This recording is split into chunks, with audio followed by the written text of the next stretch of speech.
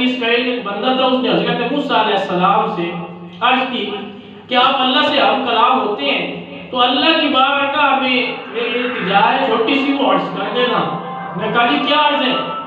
تو اس نے کہا کہ میری عرض یہ ہے کہ اللہ تبارک و تعالی سے عرض کرنا، یا اللہ میرا جتنا رزق ہے میں تنگ دست ہوں، مجھے ایک ہی بار دے دے، جتنا ہے مجھے ایک ہی بار دے دے، پھر موت دے دے۔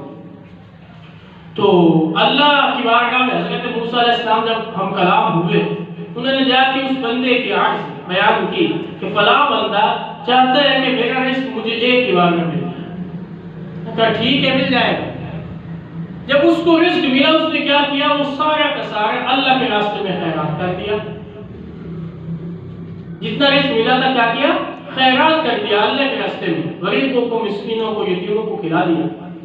تو اللہ نے اور زیادہ اس کو رزق دیا، اور اس کا معمول یہی رہا کہ جتنا زیادہ رزق ملتا اللہ کے راستے میں خیرات کرتا رہتا۔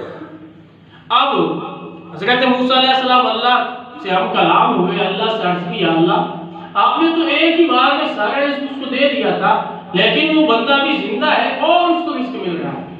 تو اللہ تبارک و تعالیٰ نے فرمایا کہ یہ بندہ مجھ پہ قرض چڑھاتا ہے، یہ بندہ میں نے اس کو اس کا سارا رزق ایک ہی بار میں دیا، لیکن مجھ پہ قرض چڑھا دیتا ہے، دوبارہ میرے راستے میں خرچ کر دیتا ہے، یتیموں کو، مسکینوں کو، غریبوں کو کھلا دیتا ہے، میرے اوپر اس کا قرض ہو جاتا ہے، میں اس کو دگنا چگنا کر کے پھر دیتا ہوں، اس کا معمول پھر وہی ہے، تو اس لیے اس کا رزق ختم نہیں ہوا۔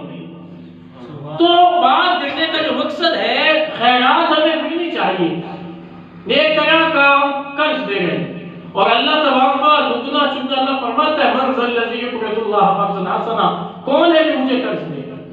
اب ہمیں قرض کی ضرورت ہے، لیکن اللہ کو ضرورت نہیں ہے، لیکن اس کا مطلب یہ ہے کہ اگر ہم اللہ کے راستے میں خرچ کریں گے تو اللہ تبارک و تعالی اس کا دگنا چگنا کر کے ہمیں واپس دیں گے۔